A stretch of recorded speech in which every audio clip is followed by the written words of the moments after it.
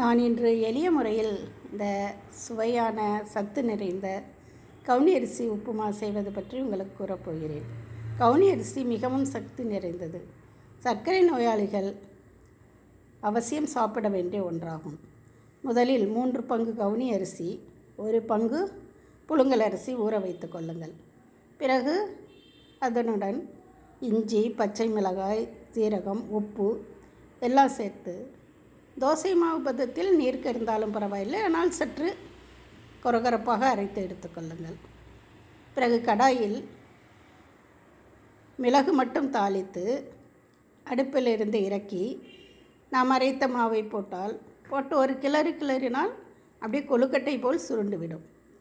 பிறகு ஒரு பாத்திரத்தில் எண்ணெய் தடவி இந்த கொழுக்கட்டை போல் வந்த மாவை வைத்து குக்கருக்குள் தண்ணீர் வைத்து அதனுள் இந்த பாத்திரத்தை வைத்து வெயிட் போட்டு ஒரு 10லிருந்து 15 நிமிடம் வேக விடுங்கள்.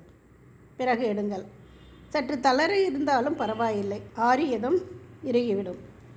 பிறகு அதனை மிக்சியில் ஒரு ஓட்டினால் பூ போல் உதிர்ந்துவிடும்.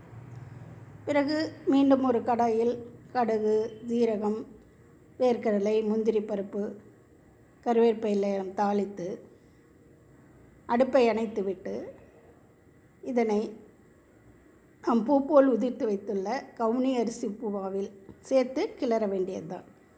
10 நிமிஷத்தில் ரெடியாகிவிடும். நன்றி.